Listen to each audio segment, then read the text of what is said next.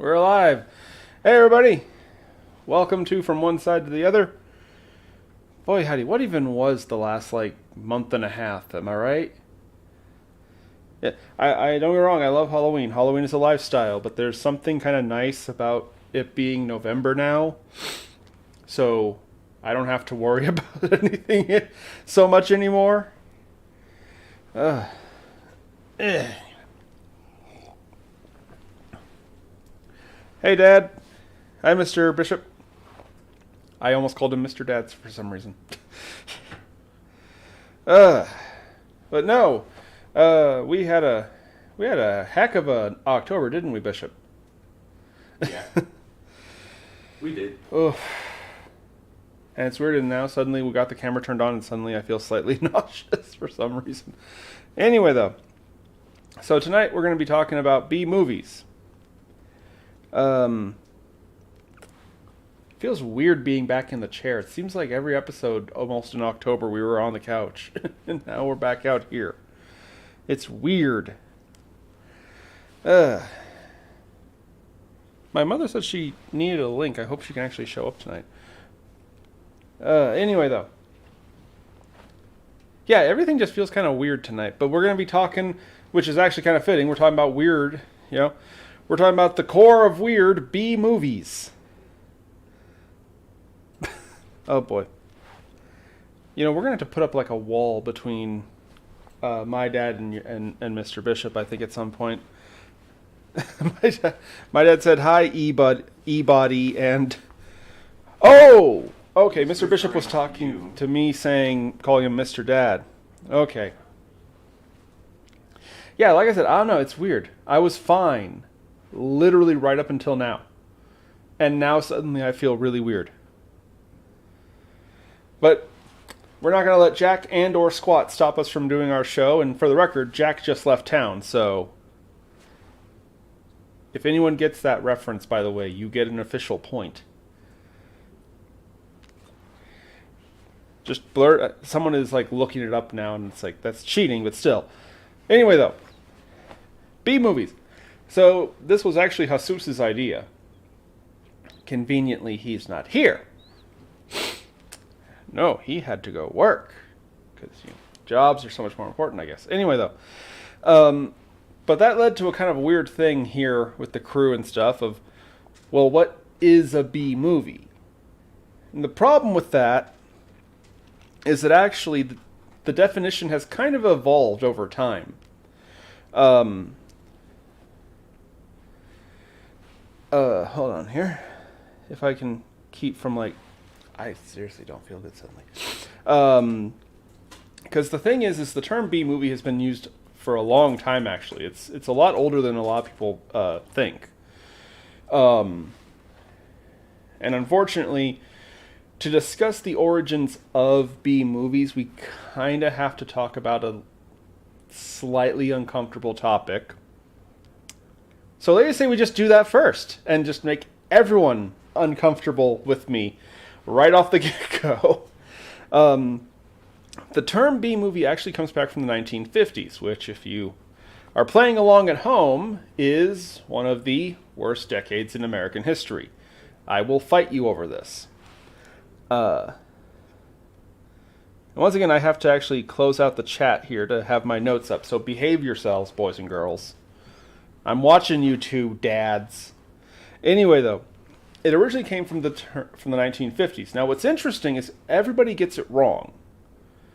Because everyone says, well, B movie means bad movie or budget movie. No. It was not called that originally for that reason. It was called a B movie because it was usually the second feature that would play during a show. Because here's the thing, and a bunch of the older people in the crowd are going to be like, I remember this, and all the young people are going to have no clue what I'm talking about, but going to the movies once upon a time was an ordeal. Usually you didn't go for a movie. You actually went for a news broadcast. There'd be probably a couple cartoons like Looney Tunes. Merry Melodies is a fond memory.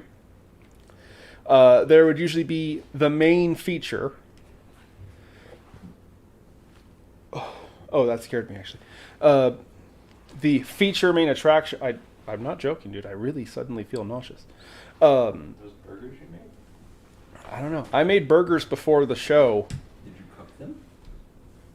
No, Bishop. I did not cook the burgers before I ate them. I just stood in front of the stove with the burners on high, cooking air.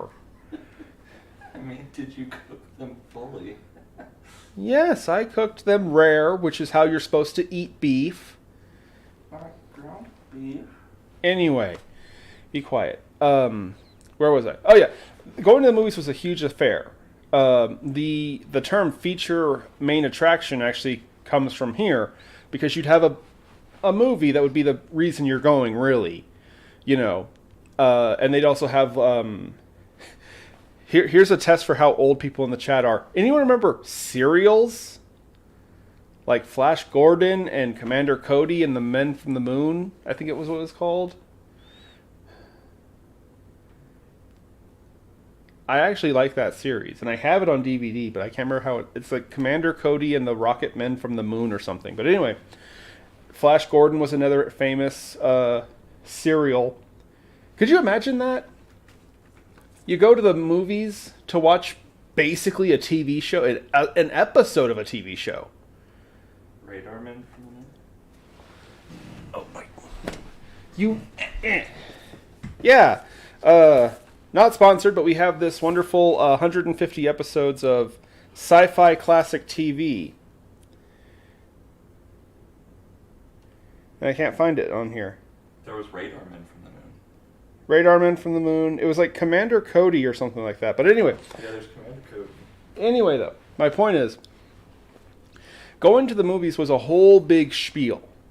And by the time you were through your TV show, a couple cartoons, the news, I'm not joking, local news. They would play local news on movie theaters and not on TV. Mainly because, did anyone have a TV in the 1950s? Like, really? When did they have TVs? 1950s. That's when they came out. Well, yeah, but I'm saying that's when they came out. When they weren't a big thing until like the 70s, weren't they? Yeah, probably when most people started having them. Yeah. Kind of like how computers were around for a long time, actually, but not every house had one. And then we're sitting here in this room, and there's like, how many computers in this room right now? Well, actually, not room. I'm out in the middle of the desert, but you know what I mean. Back in the house, how many computers do we have in the damn house? 1, 2, 3, 4, 5. You got the 6, 7. You got the 3 game systems. You have my game system. Yeah, it's like they're everywhere. But anyway, the point is I'm getting to is people would start to get tired, and a lot of people would actually leave after the main attraction. It was the A grade film. And what plays after the A grade? The B grade. The movie that most people didn't actually bother sticking around to watch. Because, I mean, you're already here for like, geez, how long now? Most movies are like, and back then actually movies were so long they'd have matinees, or not matinees, intermissions, thank you. My sister can tell you all about that. Her favorite movie is My Fair Lady, and that has like 2 intermissions, I think.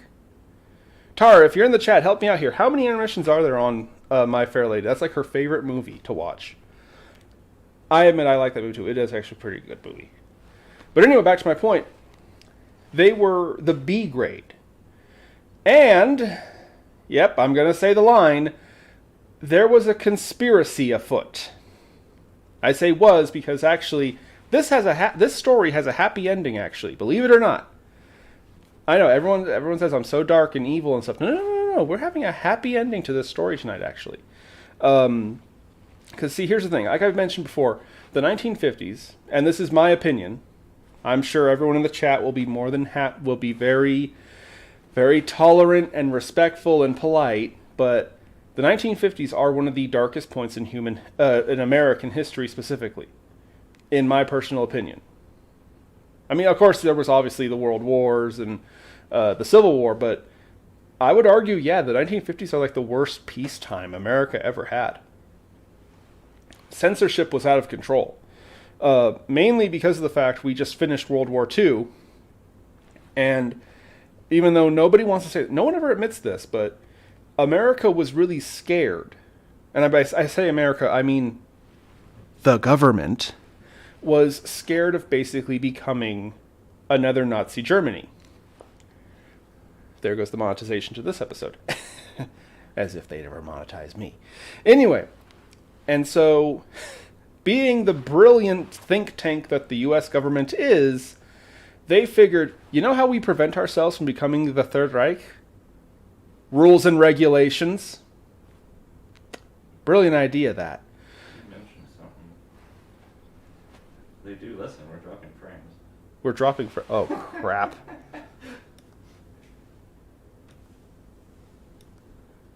It's going down slow. It is going down slow, and we have, like, nobody here in the... It says there's, like, no one here in the chat. We stopped, no? Alright, we're good. Okay, nope. Like, it's so weird. From my screen, it's like there's a couple people in here, and it's like, what? Where is everybody? I think it's just our dads. We're the only people in here right now. Yeah, it's really weird.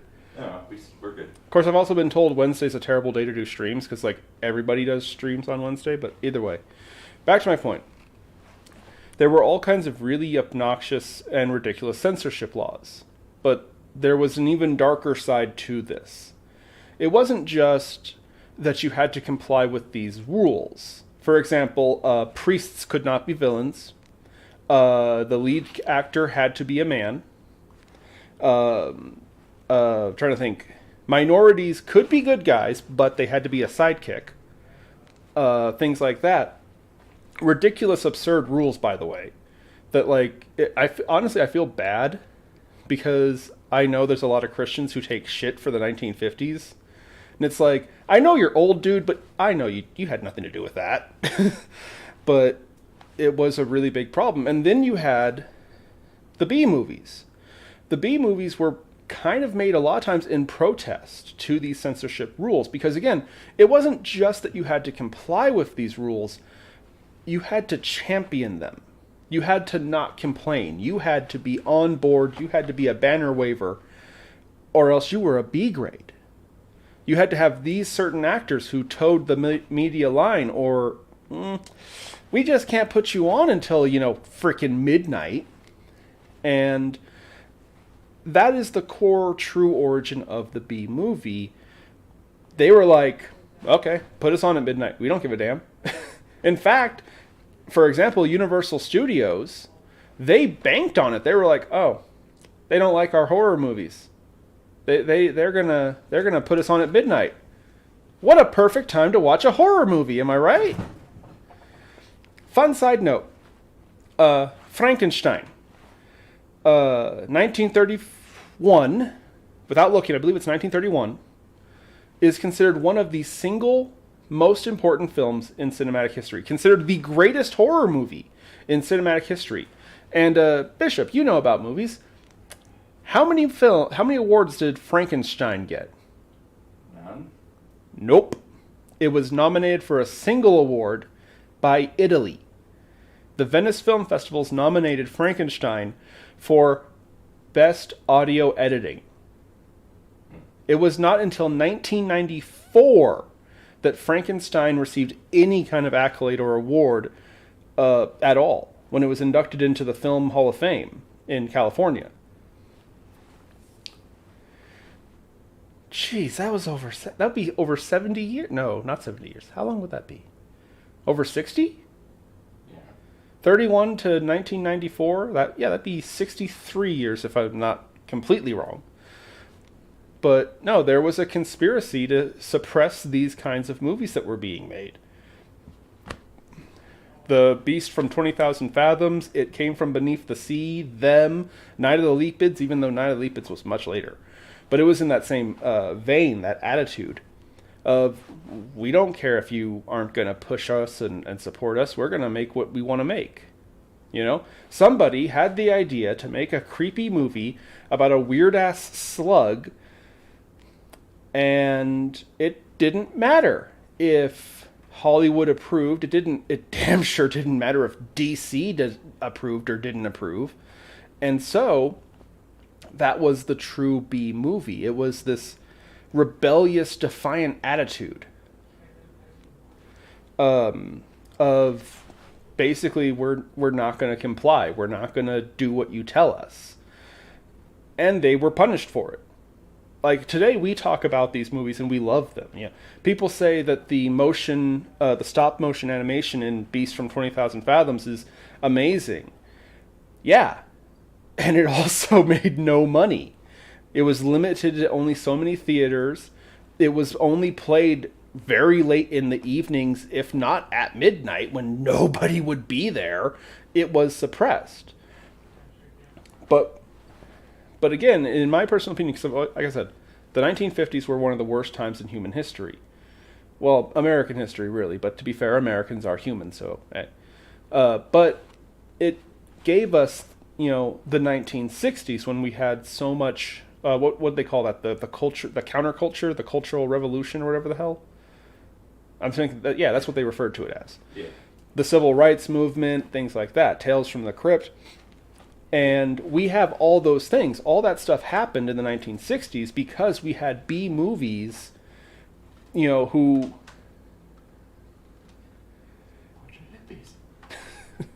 who basically kicked the door open for everyone else to come through. And like I said, they were horribly punished.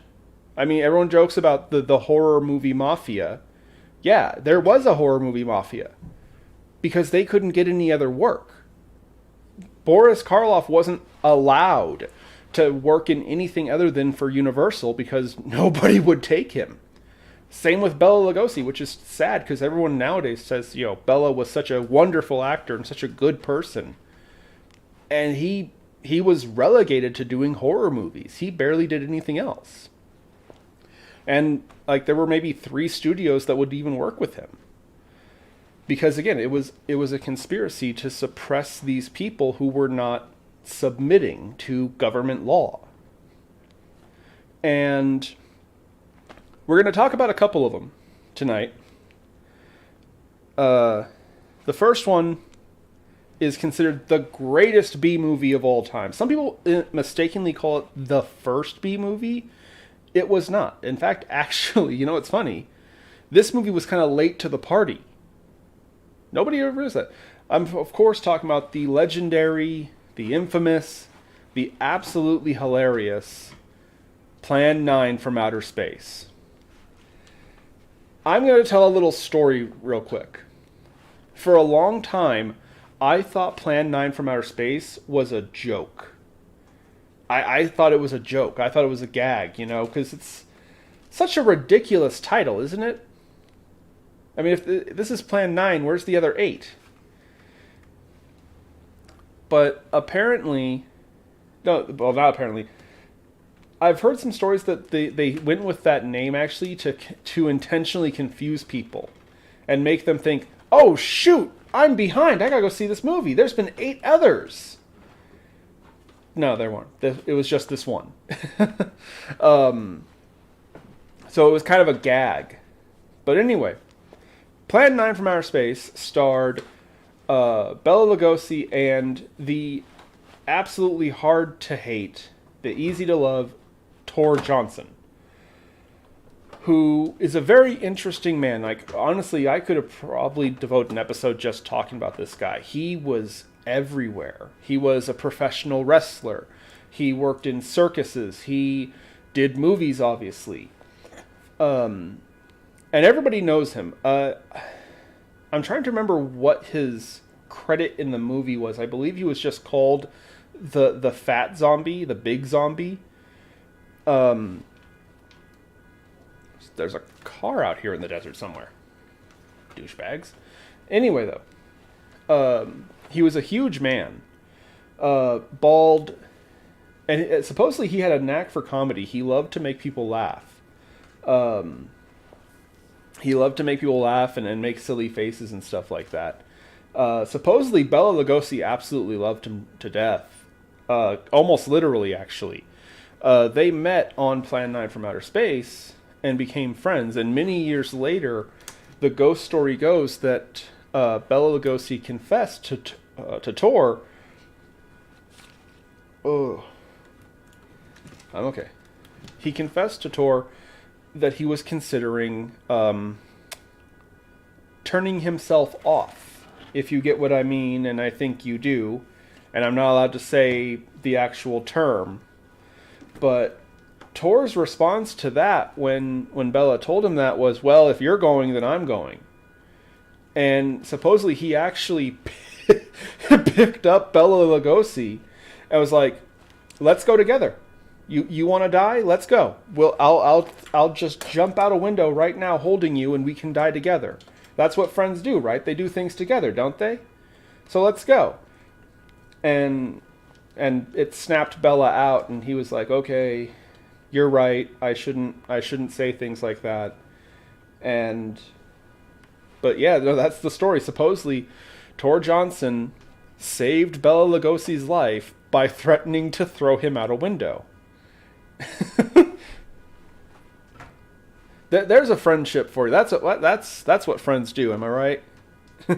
But anyway, the movie itself was very strange. It was, and get ready to follow this synopsis. Aliens, after failing 8 other times to conquer Earth, have come up with a new plan. They're going to create a zombie apocalypse and present themselves as the cure to the zombification process. And if humanity will not accept them as saviors, they'll just use their undead army to conquer humanity. I swear I'm sober. The funny thing is actually, it kind of makes sense if you think about it. Like, create a problem that you're the solution for.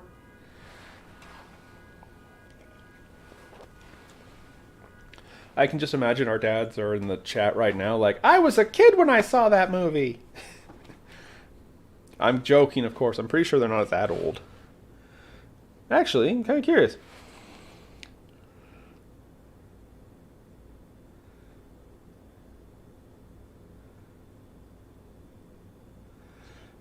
Hot rod movies. Oh, yeah, my mother brings up actually a good point. They had all these rules for movies, right? And then they had cigarette commercials towards children. But don't you dare make a movie about a vampire. Don't you dare make a movie about a vampire. But hey, smoke them up, kids! Open eyes, yeah, midnight is the perfect time for watching a movie. Night of the Living Dead, we'll talk about that a little bit later, maybe. Attack of the... Killer Tomatoes from outer space. Do you mean Attack of the Killer Tomatoes, Dad? Because that was a Trauma movie, if I'm not mistaken. Bishop, double check that. Was Attack of the Killer Tomatoes Trauma? We'll talk about them in a minute, but yeah. Anyway, though. But no, Plan 9 from Outer Space was... it's kind of funny. It was kind of the movie that wouldn't die. Supposedly it had tons and tons and tons of problems.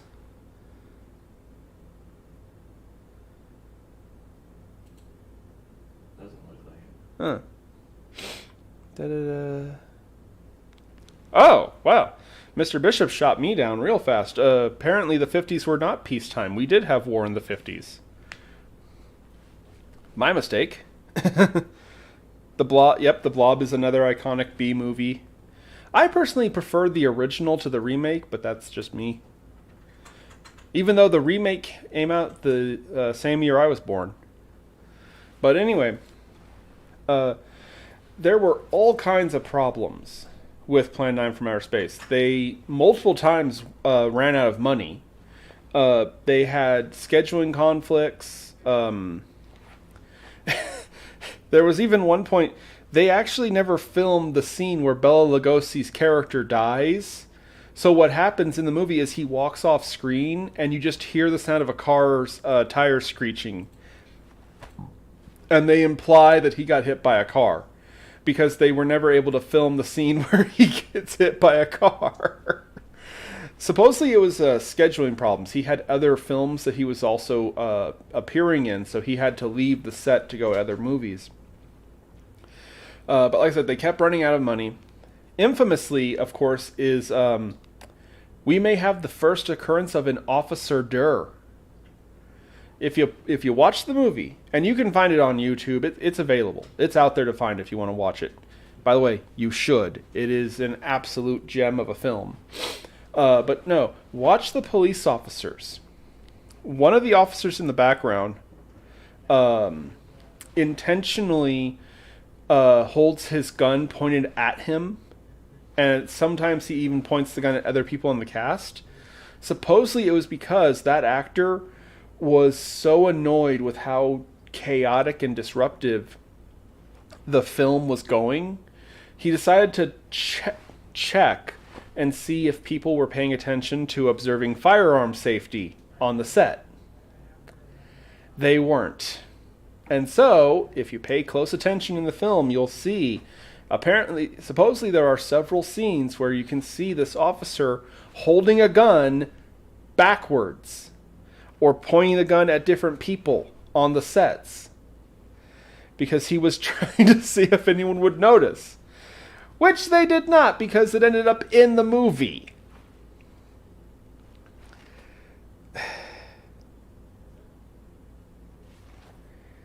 You know, part of me, I don't know how to feel about that bit of information, though, because it's like, that's so funny, you know?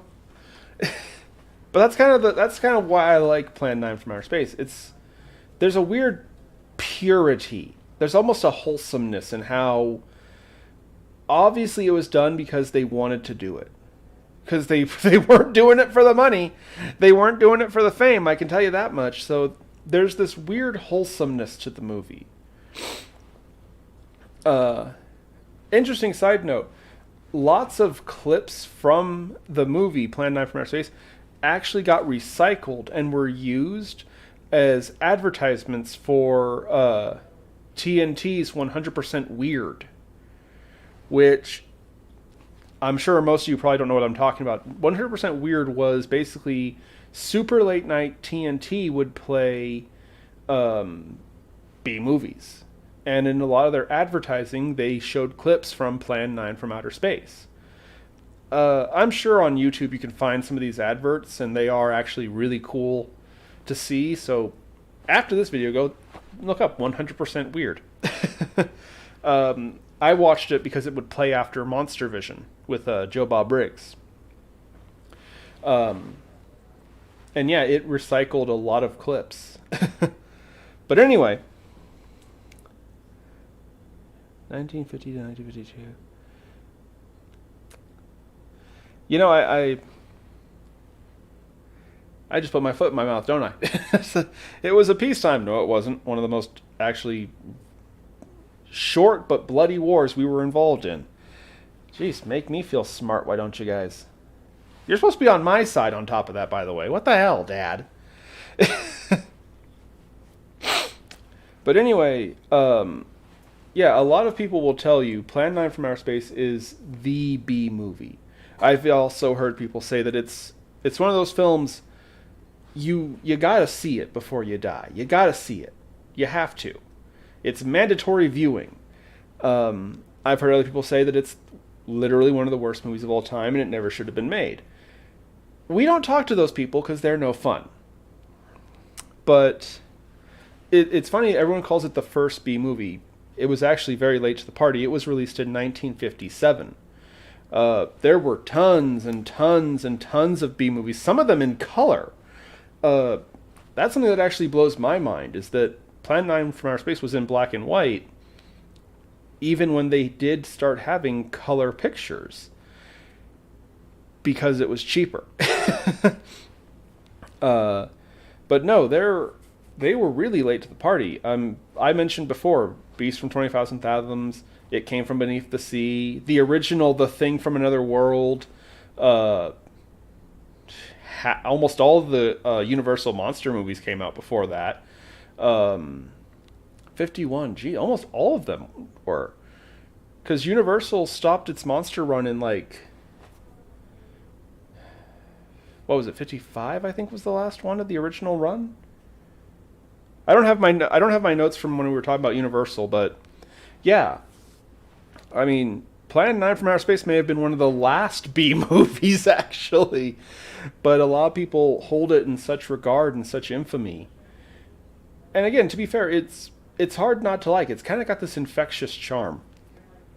I'm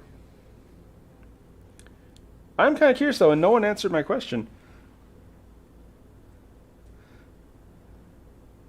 The TV show about me. Yeah, no. Dad, Mr. Bishop, Mom, did any of you guys see Plan 9 from Outer Space when it was in theaters? Or have you not seen it yet? It feels like something that they have seen, but I don't know. I'm kind of curious now. But, no, yeah.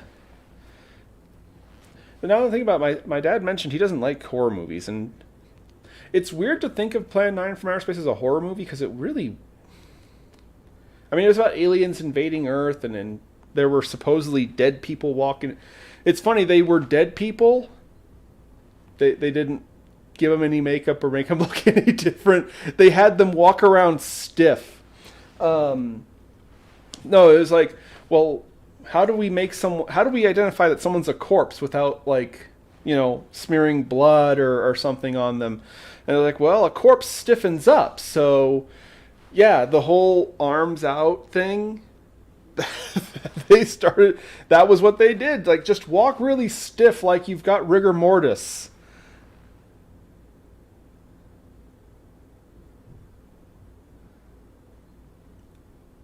Okay, so Mr. Bishop didn't see it in theaters. My dad did. And my mother, I am so ashamed, has never heard of this movie. Are you joking? Mom, you've never heard of this movie? I feel betrayed. Plan 9 from Outer Space. Well, shit. Now I'm going to have to find it on DVD or Blu-ray and send it to you so you can watch this absolute gem of a movie that was completely ridiculous and had everything going against it. But again, now my personal opinion... Because again, like, in all truth, if we're taking the grandeur aside for a second, as a B movie, it's okay. It's nowhere near my favorite, and we're going to be talking about more of my favorites here in a minute. But like I said, I feel like it became special because it, almost better than anyone else, exemplified truly what it means to be a B movie. In that there was this glorious refusal to be stopped. Everything short of a nuclear bomb was thrown at this crew. They had actors who couldn't be on the set half the time. They had no money. They had no makeup. They had no anything. People joke about seeing the strings, when the flying saucers are hovering over a building or something. Yeah, that's from this movie. You can see the strings because they literally didn't have the resources to hide them with trick photography. Really, Mom? Okay, real quick, because I know some people might not be looking at the chat. My mom didn't ever go to a movie until the 1970s? Really, Mom? Huh, okay. But anyway, anywho's, it was this, like I said, it encapsulated what it is to be the original kind of B movie, in that it's the refusal to be stopped. Nothing is going to stop this movie from being made. I want a movie about a giant goddamn lizard, and I'm going to make a giant goddamn lizard movie. Period. End of story. It doesn't matter if I have to go and use a little puppet made out of clay and make it take individual pictures of it slowly lifting its leg up so it can take a step. Wow,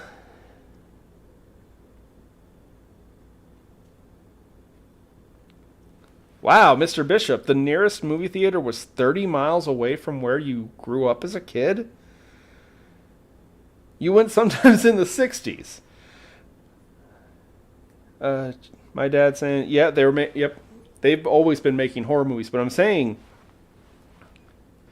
that the 50s were this very strict, stern time of what you could and couldn't write, film, or even just talk about on the radio. By the way, does that sound familiar to anybody right now? Anyway, though, and the B movies came out in defiance to that. It's like, well, no, we're gonna make a movie about giant ants that attack a town.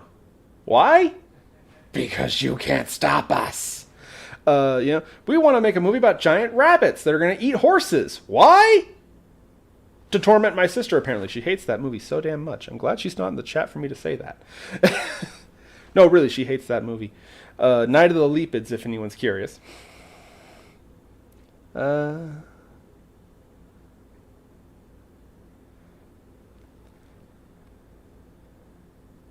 Bishop, I was just a farm boy. That's no excuse. Even farmers should see art like Plan 9 from Outer Space. I'm not giving you a free pass, Mr. Bishop.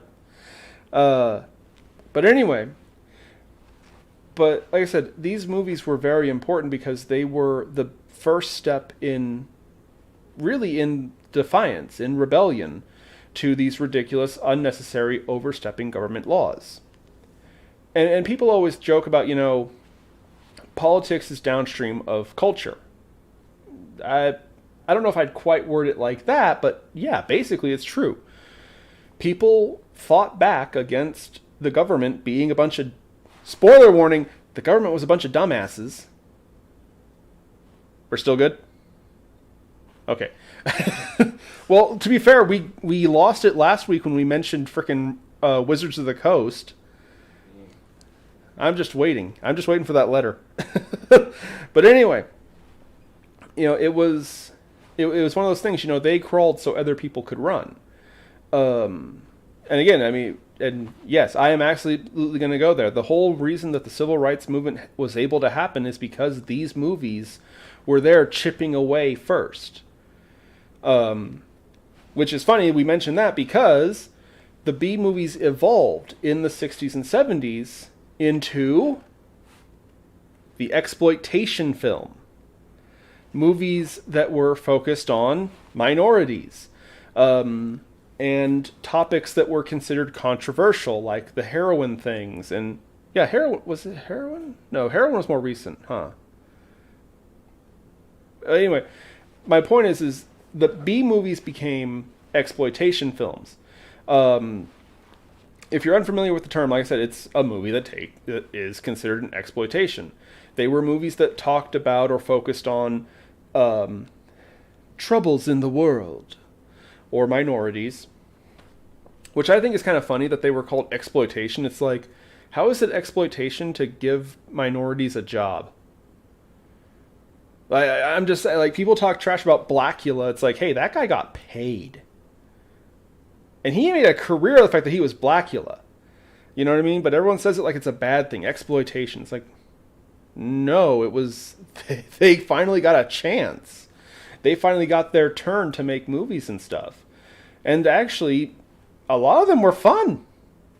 Now, to be fair, I've only seen parts of Blackula, and I keep going to that example, but he's one of the best examples of an exploitation film. But no, it's a funny movie. What's wrong with it? Half of Bruce Lee's movies. I know that's like sacrilege to say, but no, it's true. A lot of movies that Bruce Lee starred in would be considered exploitation. Reefer Madness. LSD. Excuse me. LSD was the big one. That's right. My mother and father would probably know about that better. They grew up in the 70s. So, yeah. But anyway, that was kind of the evolution, was into exploitation films, which some people call the grindhouse movie. Or as our dear friend Joe Bob Briggs puts it, the drive-in movies. Because again, theaters were a big thing, and they were tied into big money, and no, they weren't going to play movies like Blackula and I Eat Your Skin. Hell no. Absolutely not. Are you kidding? The government is subsidizing us for playing the big movies that they want to approve of. So a lot of these exploitation films were relegated to the drive-ins, which were... Here's the thing that is kind of funny. Drive-ins were considered old in the 70s. Take that in for a minute. How old do you think you are? Doesn't matter, because drive-ins were old when you were young. Oh, yep, Mr. Bishop, there were only 3 TV channels. And if the president was talking, your night was just done. You were screwed. You better hope the president didn't have something to say. That was something my grandma would tell me. Back in my day, we had 3 channels, and if the president was on there, you weren't watching nothing.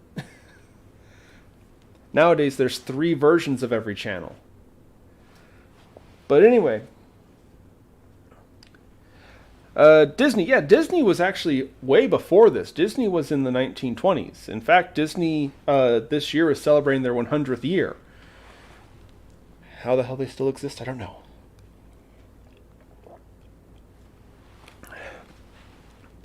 Boy, I'm just provoking everybody, aren't I, tonight? I'm calling people old. I'm mentioning Wizards of the Coast, the U.S. government, Disney.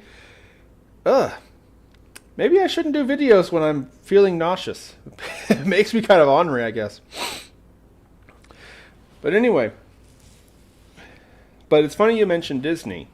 Because Disney was a perfect example of the opposite of the B-movie. Disney was absolutely... what's the term we'd use? The establishment. The man. Was the man. Disney was right there with the U.S. government. Happy to put whatever...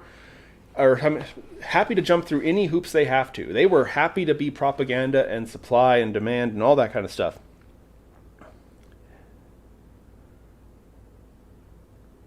Had a drive-in 15 miles away every Halloween. Yes, Mother, Disney was in cahoots with the government. Absolutely. The same way that DC Comics was. You want to have a trip? Look up 1940s DC comic covers. They are wild. It is insane the stuff that they put on those covers. But anyway, back to my point. You had these movies that were just refusing to comply, and calling them B movies was a way to discourage people, to push them away from going to them, because they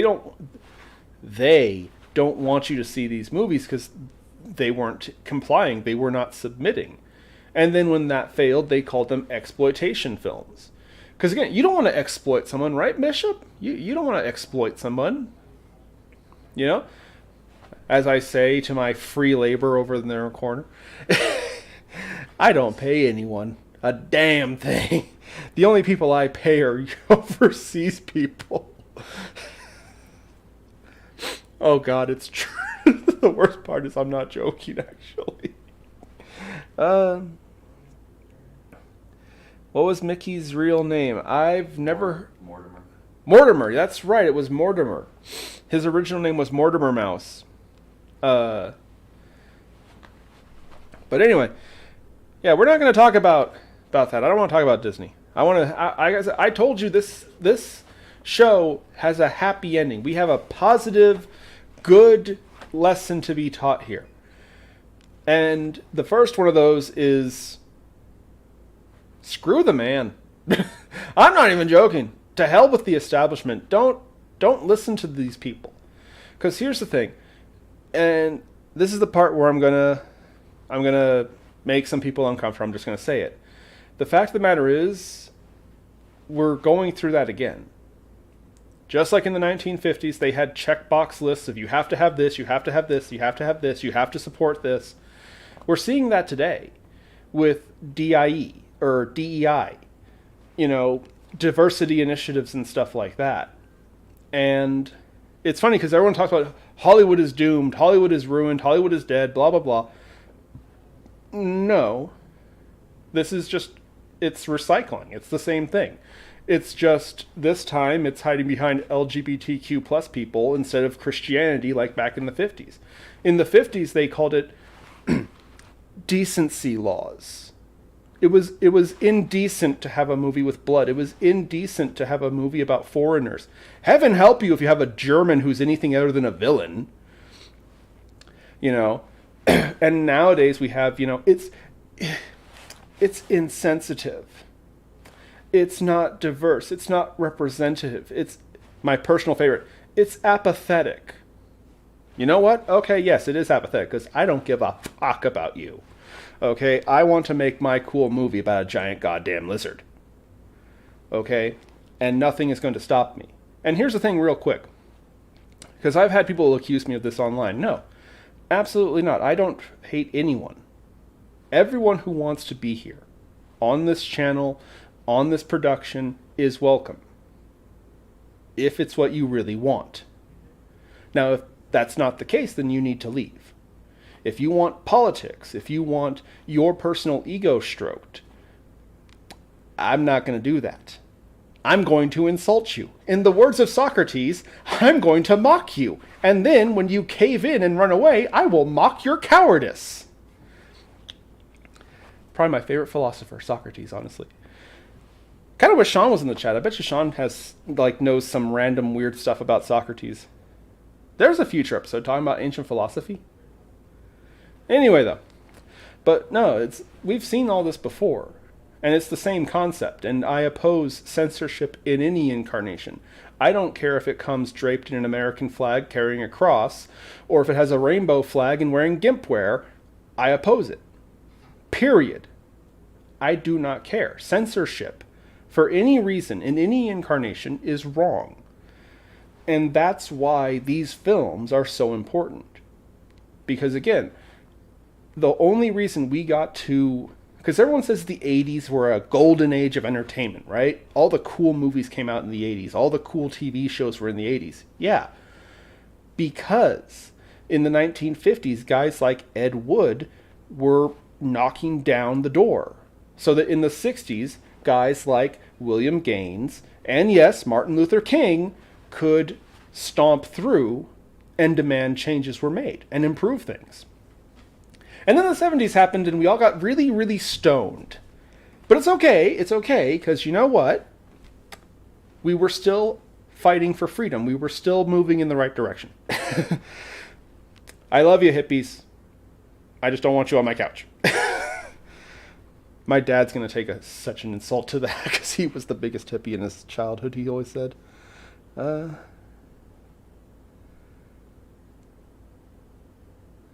Yeah, we'll get to that, Mr. Bishop, the modern B movie. We'll talk about that, I promise. The only yeah, my dad doesn't like horror movies. The only ones he liked were Scream 1, 2, and 3. Though, for the record, real quick, if you're only going to like 3 horror movies, the original Scream trilogy are pretty good to... Yeah, I like those movies. But anyway, back to my point.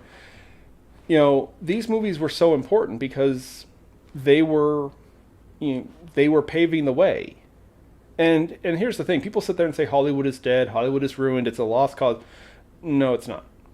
Because there will always be people who try to muzzle others. There will always be people who crack whips. There will always be tyrants.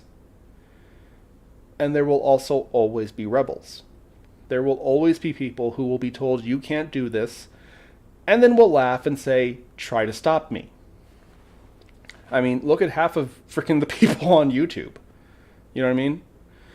It's kind of interesting. We're watching this whole ordeal of the 1950s happen in fast forward now because we have the internet to speed it up. It was easy to silence, critics of Disney films back in the 1950s. I mean, who could talk? How many people owned a printing press to make a newspaper column? Right? Nowadays, any Tom, Dick, and Harry that can turn the frickin' light switch on can make a YouTube video. Case in point, any idiot is. So like I said, we're in the 1950s. It's just we're on fast forward. And I'm personally here for it. Like, heck yeah, no, let's see those improv directors, the kind of guys who hang out of a car window holding a camera screaming, go faster, down a freaking alleyway because they need to get a shot. You put up rules, we'll just find ways to get around them if we don't knock the damn wall down, So I'm here for it. I want to see it. I want to see it happen all over again in my lifetime. And I'll be here fighting for it too. Because like I said, I don't care what it hides behind. Censorship is wrong. You don't have to like everything under the sun. Absolutely not. There's plenty of things I don't like. So I close the window. I don't like this thing. Okay, I'm not going to watch it. That's the solution. That's the right way to go about it. And actually, speaking of innovative creators, real quick, I want to throw a shout out to our dear friend Phoenix Press, who successfully campaigned issue 2 of Screecher, actually. Like 2 days ago, I want to say. It completed its campaign. It's successful. Great job, Nick. If you're watching, high courage. Cute little bastard. His pet rat. Anyway, so yeah, congratulations to Phoenix Press. Creators are going to create one way or another. And that's kind of the beauty of the B movie and the exploitation movie after that. Now, I want to take an aside. Yeah, exactly, Mr. Bishop. If you don't like it, you don't have to watch it. Exactly. Dad, I don't think you should be saying what you just said on a live chat on the internet that everyone else can see. But thank you for agreeing with me earlier, Dad. Oh, boy. Oh, we're going to get so many letters for this episode. Everyone's going to hate my guts. I feel like I'm about to spill my guts, honestly. But anyway, there's another happy story that has to do with B movies that I want to get to. And considering we've actually been here an hour now. Wow. Is it really already almost an hour? See? Any idiot can make a YouTube video now. You can't stop us, censors. You can't stop us, Congress. You know? But there's another thing. And that is, of course, the legendary Toho. A Japanese film studio who opened their doors in 1935. Oh, good morning, Sean. I'm sorry. Did we wake you? My mother insists she was a good girl. She wasn't a hippie. Good morning, Sean. It's funny. We literally just mentioned you a minute ago.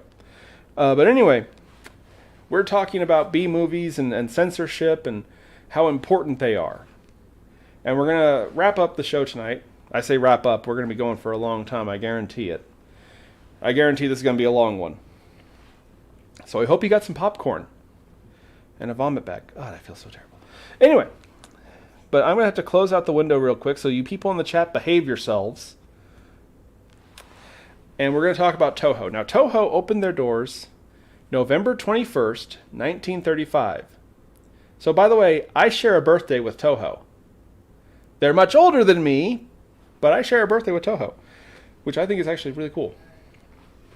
But anyway, in 1935, they were a Japanese film studio. Oh, I'm okay. And they actually were very odd. They were very artsy documentary types, but they made several very legendary films. Iconic, really, if you think about it. For example, Three Sisters with a Maiden's Heart, Tojiro's Love, Seven Samurai. They actually made Seven Samurai. What? Oh, were you expecting me to talk about something else? I don't know what you're talking about. What? I don't know. What? Oh, yeah, right. Motherfucking Godzilla! 1954, the film that Toho almost went bankrupt making. Originally called Gojira in its Japanese run, it was a film made with literally, and I'm not joking, exactly half of all the money that Toho had in their name.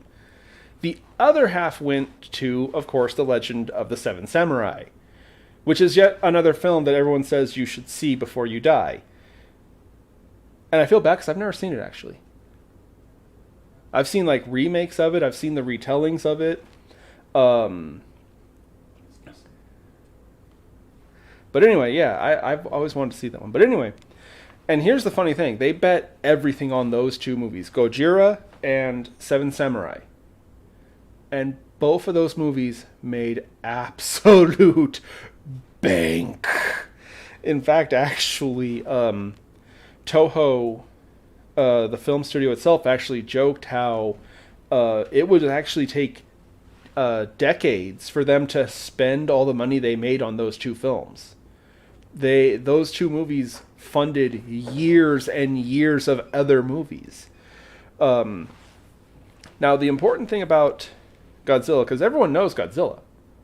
Everybody knows Godzilla, right? Everyone has a favorite Godzilla movie. In fact, while I'm rambling incoherently, chat, tell me, what is your favorite Godzilla film? Because there have been, without looking at my notes, I'm going to say there were, not count, if you count -1, there were 38 Godzilla films in total. 33 of them were made by Toho, and 5 others were made by other studios. But anyway, real quick, while I ramble incoherently in the chat, what's your favorite Godzilla movie? And I'll tell you mine when I get done here. But anyway, Gojira was a huge success. Now, this was again in 1954. Anyone else know what was going on in the world around 54's time? It was the fallout from World War II. Japan was in isolation. In fact, I think were they still occupied at the time? 54? I think so, yeah. Because after the war there was the occupation. But anyway, now the thing is, World War II shook the world, and we've mentioned it before, but it really did. Everything changed after it. And Japan was in a really, really bad spot, a really awkward position to be in. Because they were on the losing end. They were on the wrong side of history. They bet on the wrong horse. And there was a lot of internal and external problems. Internally, there were a lot of people who were resentful to the rest of the world. And felt that Japan did nothing wrong. Japan had nothing to apologize for, stuff like that. There were other people who thought, no, Imperial Japan was bad. And it was a dark, evil thing that needed to be left in the past. Externally, nobody really knew if they could trust Japan. Most of all, the United States. But what's interesting is that the Toho Film Studio stepped forward and said, no, it's in the past. We need to move on. We're not saying that we were good guys. We're not saying that, bad things weren't bad. But we are saying that they were 10 years ago. Even though I don't think it was actually 10 years, but you get my point. They, in 1955, said that it's time to stop worrying about the past and start creating a future. And so they wanted to ship their movies out to other countries. The big one they wanted to go to was America. And that was a bit tense. That's a nice way to put it, right? It was a bit tense. But what's interesting is that, hold on here, did I write his name down? Raymond Burr, I believe is how you pronounce his name. He was an American film director, and he was like, no, Toho, this film studio in Japan is right. We need to let World War II be in the history books where it belongs.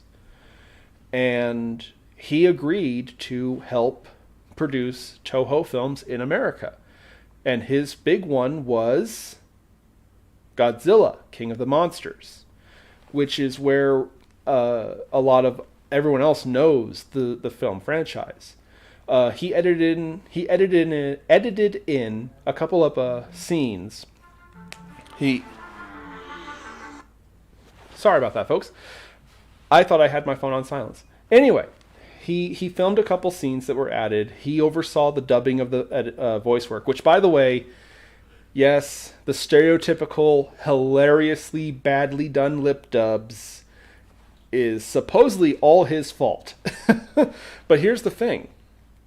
He called it Godzilla because he thought Gojira would be too hard for Americans to pronounce. And the funny thing is when I'm okay. I'm all right. When Toho saw the edit, when they heard that they called it Godzilla, they actually were like, "That's such a cool name! Why didn't we call him that?" That's the thing that I think is hilarious, because again, back then and even still a little bit today, there's this idea that Japan doesn't like America. That they actually think we're annoying and we're bad people and stuff like that. And it's like, no, that's kind of the beauty of Godzilla, was that Godzilla was this bridge that allowed these two countries to finally, metaphorically speaking, end World War II. You know what I mean? It was through Godzilla we were able to put Midway, Pearl Harbor, Nagasaki, Hiroshima. We were able to put all those horrible things behind us. And I'm not saying we should forget about that stuff. No, people died. It was horrible. All those were horrible things. But we can't let them control how we do things today. The past is the past. You know what I mean? You don't have to destroy it or discard it, but you do have to eventually admit that it's behind you. And that's what Godzilla was. It was the bridge that brought America to Japan, and more importantly, it brought Japan to America. Because the funny thing is if you look at it, really, it's kind of the perfect blend of American and Japan culture. It's, on the American side, you have high octane, there's explosions, there's things fighting, there's military all over the goddamn place. And that's what America brings to the table, that high octane, dial it up to 11, nothing is done small. Everything is big in America. Today we say everything's big in Texas. Well, back in the 50s and 60s, it was everything's bigger in America. We don't do anything small. We have holidays to celebrate that there's a holiday coming up. I'm not joking. And that was what America brought to the table with the Godzilla films. Meanwhile, in Japan, you had that precision, that artistic dedication to it. Remember, there was no CG in these movies. These were all people in suits that had to be made. And it's even funnier because people talk about, cheap rubber suits. No, they weren't. Those were not cheap rubber suits. Those were actually extremely expensive costumes. I want to say in today's economy, the original Godzilla King of the Monsters had a estimated budget of somewhere close to like, what was it, like 40? Watch me get it horribly wrong. Like $47 million, something like that. I'm trying to remember what was the estimated budget for King of the Monsters. But either way, the bishop's gonna look it up, and I was like wrong. It's like 400 something. But anyway, though, and again, there were all sides against these movies. You had a lot of Japanese Puritans or nationalists who didn't like the idea of America, and Japan working together. You had Americans who were untrusting of the Japanese still, and it was a true B-movie attitude of just, no, we're going to do this. We don't care. You are not going to stop us. And funny enough, they ended up creating, and this is a fact, this is not being hyperbolic, the longest running single film franchise in the world ever. Godzilla started in 1954 and it's still going today. In fact, literally, I think just a couple days ago, they released a new Toho Godzilla movie called -1. Why can't we get it released here in America, Toho? I want to see my Godzilla movies. But anyway,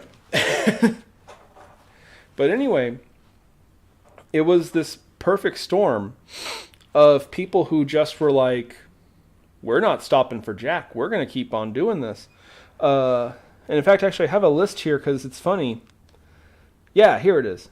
Hold on. It was a perfect storm because you had the Wizard of Rubber, Ijai Yeah. I'm terrible at pronouncing names, and then Japanese names are really weird, so I'm going to try here. Ijai Saburaya, Ishiro Honda,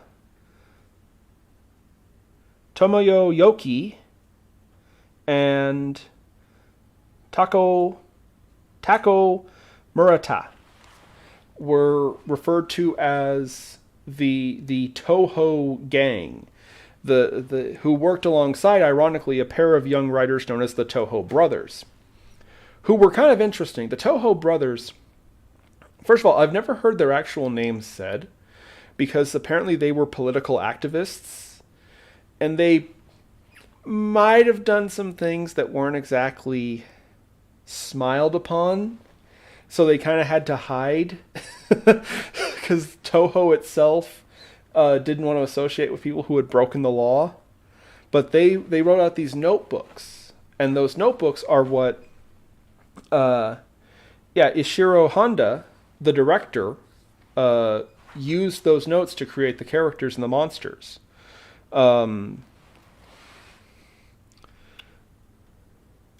Yeah. And it was this perfect storm. And some of the movies have been kind of controversial, especially in what's called the Showa era. The Showa era was what some people call the original Godzilla. And it was from 54 until I want to say 74 is considered the Showa era. That's my personal favorite era, by the way. I love the oldest ones. They were very corny. They usually had some kind of political message about, environmentalism and stuff like that. But they were very charming and fun. And what's interesting is here in America, we call them horror movies, because they're about giant monsters, right? Well, nope. In Japan, they were actually listed as children's films. They were for kids. Which I've heard some people say, it's like, well, that tells you what Japan thought of America, right? In Japan, they're considered kid movies, and they're giving it to Americans. See, but again, that's kind of the beauty of the Toho films, was that it was this refusal to apologize for an alliance.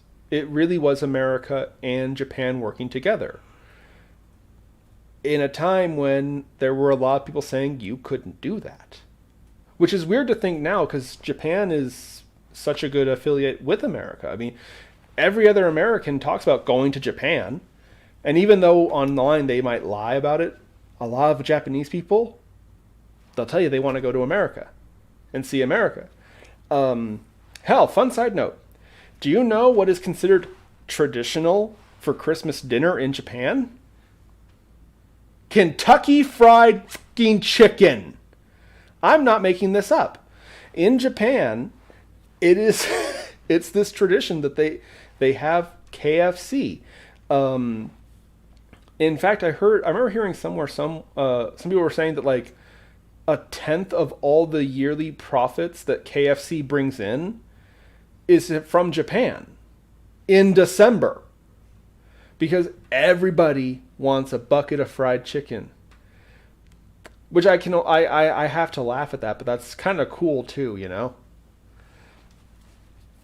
But Toho took a huge risk and did the one thing that everyone said couldn't happen. Japan and America could never be friends after Midway, after Hiroshima. It can't happen. It never happened. But yet, look at it now. Look at how obviously the two cultures have inspired each other. How close the two cultures... And that's kind of the funny thing, because everyone says Japan and America are opposites. America is all about the individual, my freedom, my religion, my philosophy. And in Japan, they have much more of a communal, society. But here's the thing I would argue with that.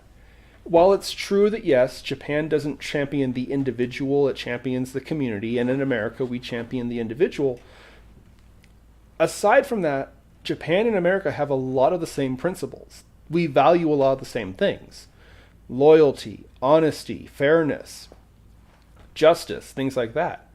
So it's one of those things. It's like, yeah, no. Aside from the war, which was bad. Disclaimer, because I've had people sit there and say that I'm an apologist for Imperial Japan. No, I'm not. They did horrible things. World War II was a horrible thing on all sides. But it happened. And it's over. The Japan that was in that war doesn't exist anymore. And the funny thing is in Japan, they say they're glad for it. They're glad to not be imperial anymore. You know, so personally it's like, yeah, there's no reason to beat a dead horse. I love Japan. I wouldn't mind going there. I hate traveling, so I don't imagine I'll ever go to Japan personally, but because I hate travel. I don't like flying. And it would take way too long to go on a cruise boat. So I doubt I'll ever go to Japan, but it'd be so cool to go. It would be, I admit. If I had infinite money, I'd be unhappy in the process. I'd be really unhappy in the process because that's a long flight to Japan. But yeah, I guess I would go to Japan. I just wouldn't be happy in the process. I'd be happy when I got there. But that, like I said, I keep going back to it. That's why these films were so important. Because Japan kind of was given permission to step out of World War II, out of the imperial era, because of these movies. And in a way, so was America. America was also given the all clear to move on. In fact, actually, of course I didn't write his name down. The president of Toho defended his choice. Because again, this was highly controversial. I know it sounds weird to say it now, but it was really controversial to make a movie working with Americans in Japan. But the president of Toho at the time, I believe it was in, watch me get this horribly wrong, like, I want to say it was like 58. I think he said this in 58. There were two countries that suffered from nuclear devastation. There was Japan, who was hit by nuclear bombs, and there was America, who has to live down the fact that they used them. And I imagine a lot of people would probably have a problem with that statement, but I see it. I see the logic.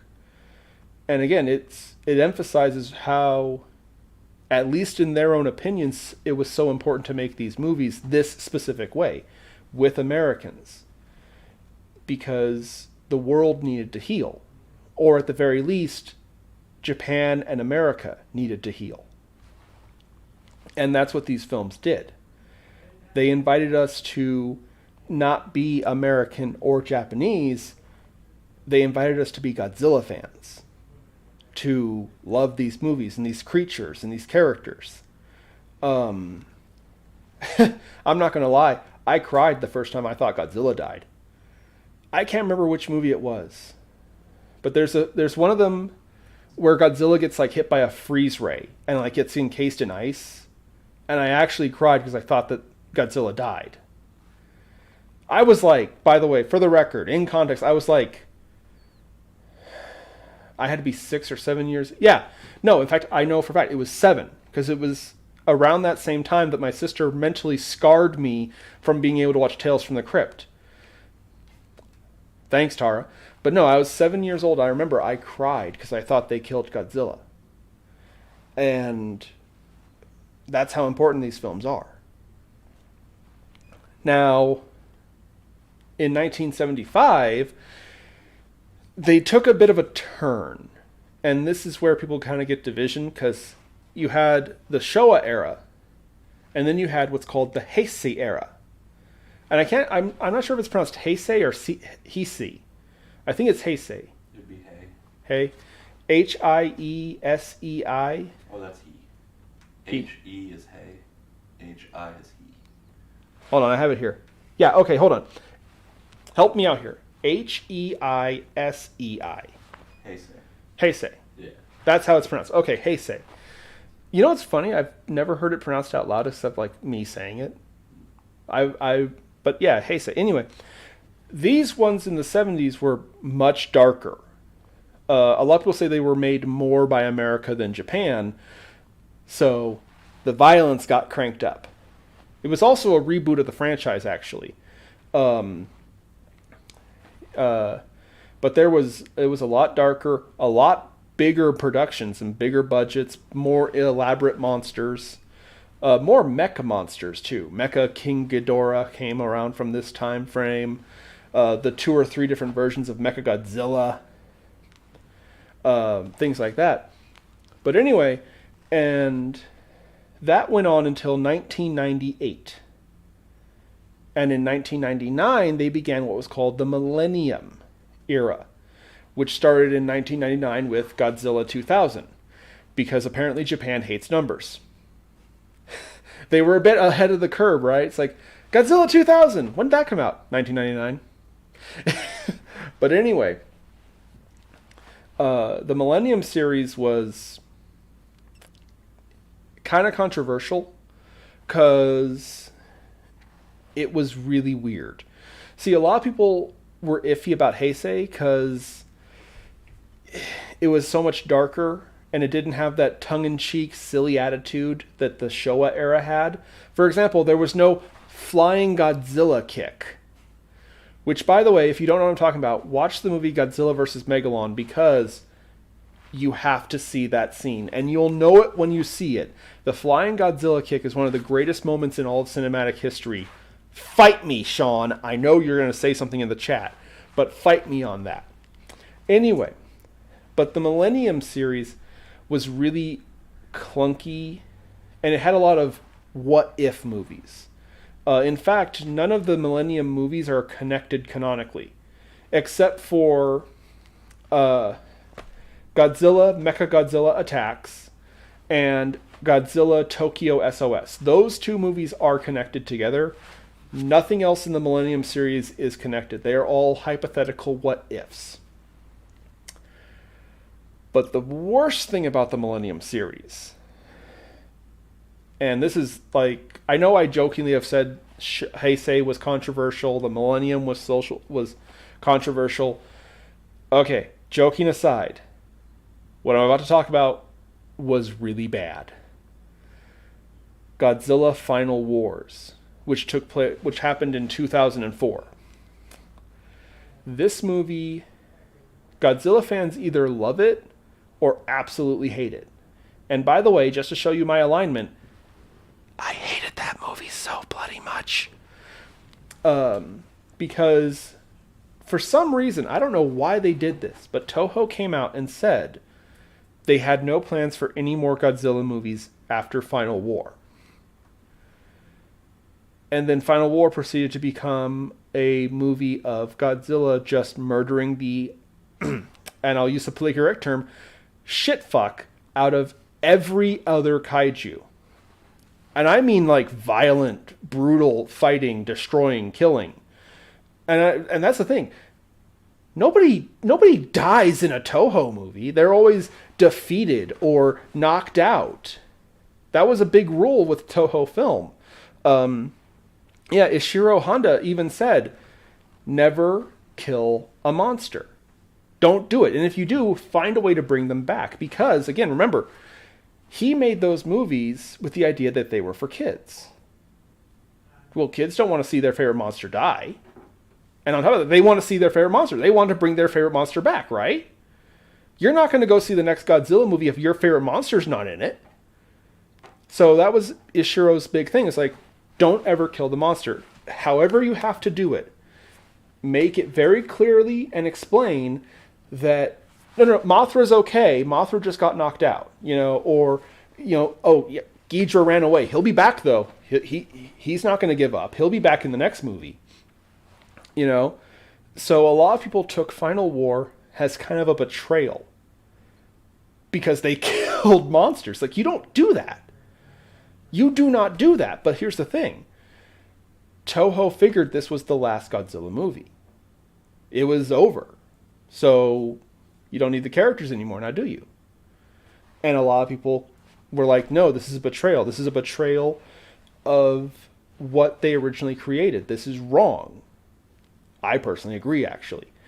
But there's a silver lining to Final War. And I love this one scene. It's funny, I love this one scene.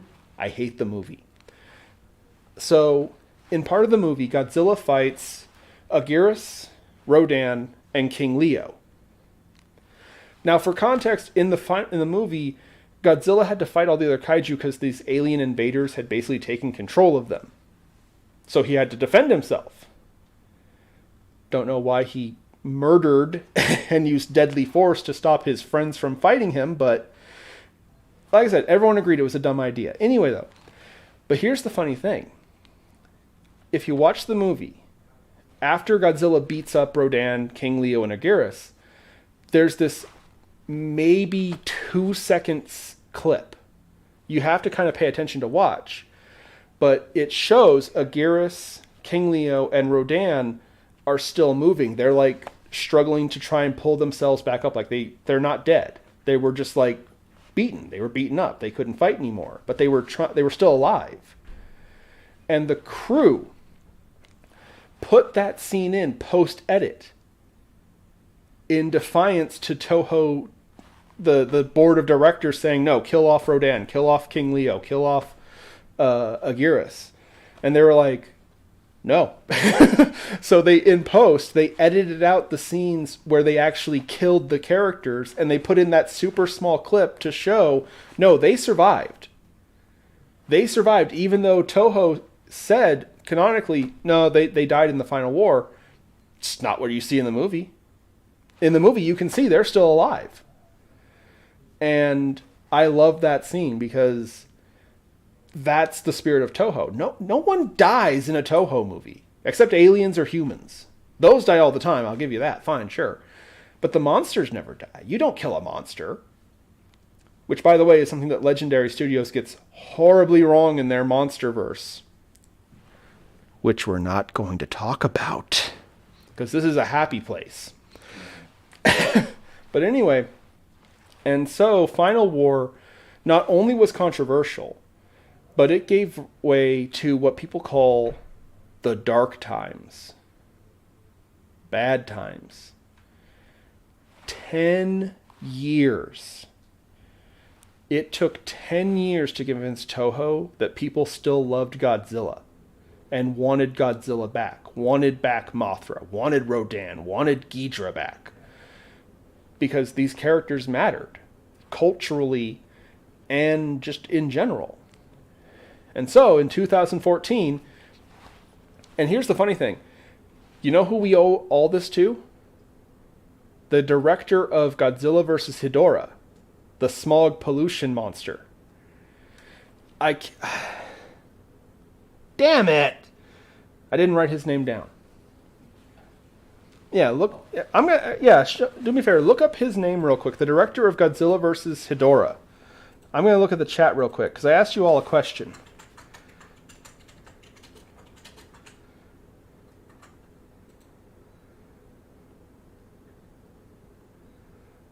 Yoshimitsu Ban. Yoshimitsu, thank you.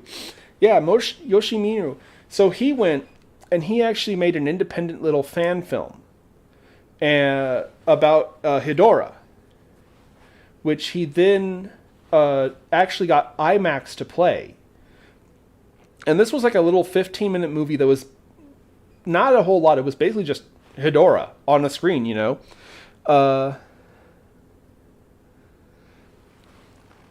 And it was hugely acclaimed. It got a bunch of awards in little indie film festivals. And what was his name? Yoshimura? Yoshimitsu. Yoshimitsu, thank you. I'm terrible with names, and then you have a long-ass name like that. Get off my back. Yoshimitsu, he took all this accolades, and he went to Toho and was like, look, I got all this off a fan film for a monster that half the people who watch these movies don't remember. And Toho was like, we made a mistake. We thought that it was done. We thought it was over. And so they greenlit Bring Godzilla Back. The first iteration was a little bit hit or miss because they brought back him as a horror movie with Shin Godzilla, which is controversial. Some people really like it, some people really didn't. But it was important because it was the step one to bringing Godzilla back after Toho made the horrible mistake to stop. Which, by the way, I will say I respect Toho's right to make that choice. In 2004, they decided their franchise was done.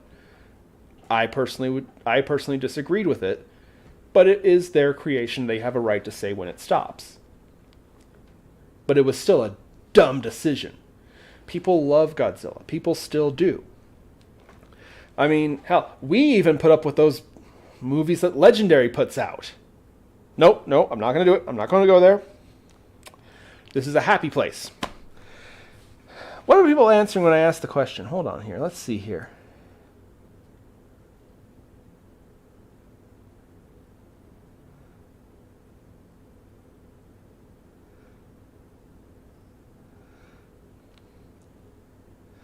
Godzilla versus Rodan. Baby Godzilla. Baby Godzilla. We could talk for a while about Baby Godzilla. We're not going to, though. Honestly, I'm not going to lie. Part of me was like, we could do a whole show just talking about Godzilla. Maybe we'll do that in the future. Maybe we'll talk more about the characters and stuff like that and the mythology of Godzilla later. But, Are we asking our favorite monsters? Well, I was asking favorite Godzilla movie. Oh. Now, you said your favorite was Godzilla versus Megalon? Yeah. That's the one I had. That was okay. That's probably the only. Well, this would still be my favorite, even though it has like the least action in it, I guess. What was the name of the giant turtle? Gamera. Gamera was not Toho. Gamera was something else. I don't know too much about Gamera, actually. I'd have to look up stuff about him. But anyway, my point is, Godzilla came back, and actually, we're coming up on the 70th anniversary. Can you believe that? 70 years. Next year will be 70. So, yes, Godzilla is the longest running movie franchise. But Mickey Mouse is almost 30 years older than him. And also Mickey Mouse has caused way more destruction. Anyway, though. But yeah, for the record, my personal favorite was Godzilla versus Monster Zero, or The Invasion of the Astro Monster. Because all my favorite characters were in it. Rodan, Ghidra. I do have a special place in my heart for Mechagodzilla. But yeah, Rodan, Ghidra were always my two favorites. I don't know, I like the flyers, I guess. I remember my mother one time said that her favorite was Mothra. But she never really... I remember because she said Mothra was the nice one. Everyone else was always knocking over buildings or destroying stuff and things like that. And Mothra was just this little worm that crawled along and was nice and told everyone to stop fighting. And then she became a really pretty butterfly. I didn't have the heart to explain, her name's Mothra. But anyway, we are getting close to the time, and I still feel horribly sick for some reason. But yeah, real quick, I'm gonna wrap this up. The B movie is something that has evolved. It started out as a symbol of defiance to censorship, defiance to the establishment, to the man. It evolved with Toho into, a refusal to live in the past, refusal to be stopped. That's what the B movie is. It became the exploitation film in the 60s and the 70s, and the funny thing is that it evolved again in the 80s. It became the fantasy genre in general. He-Man, Thundercats, Voltron, all these things were made because, you know what? You can't stop us. What are you going to do? I'm going to make a show about a half-naked barbarian who has a sword and fights a skeleton, who is jacked, by the way. Why? Because you can't stop me. That was the mentality. And it bled over into comic books with Marvel and DC when they pulled their heads out of their butts. But that's what B movies truly are. Oh, good night, Mom. Love you. Open Eyes. I've lost count of the Monster Zeros and Monster X. Funny you should say that, because Monster X, Monster Zero, and the Astro Monster are all the same character, actually. They're all different names for Ghidra, or King Ghidorah. Open Eyes. But anyway, that's what the B movie is. The refusal to be stopped. The refusal to comply. The refusal to accept things that are unfair or wrong. And that's why they're so important. You know what I mean? Plus, they're just damn fun. I love me a B movie. But real quick, I want to point something out. There is one discrepancy. Because there are certain studios today who try to claim that they are B movies. They're not. Films like Asylum Pictures are not B movies. Those are factory assembly line pooped out garbage made by a bunch of dudes who are stoned or drunk using big corporation bucks from network television syndicates like frickin' Sci-Fi. So, real quick, no, I'm not going to talk about Sharknado. Sharknado doesn't deserve to be talked about in the same context as Plan 9 from Outer Space or Godzilla. Period. That is the statement. But anyway, I really do feel sick as a dog for some reason. And yeah, no, it's 8:30. We're at the hour and a half mark. So thank you all for being here. I hope I didn't offend too many people, but saw that coming, actually, you little bastard. Choopy, everybody. Here, hide behind the sign. Saw that coming. Also, thank you for not pouncing at my stomach. Yeah. Oh, anyway, though, we'll be back next week. Next week, we're going to be talking about cryptids again. We haven't talked about cryptids in a while, huh? I remember that was our first episode. Yeah. So, yeah, next week, we're going to be talking about cryptids. But in the meantime, boys and girls, I am Kristoff N. Chester. These are my wonderful undead doggos. The bishops off there in the corner. Hi. Thank you all for being here. We'll see you next week.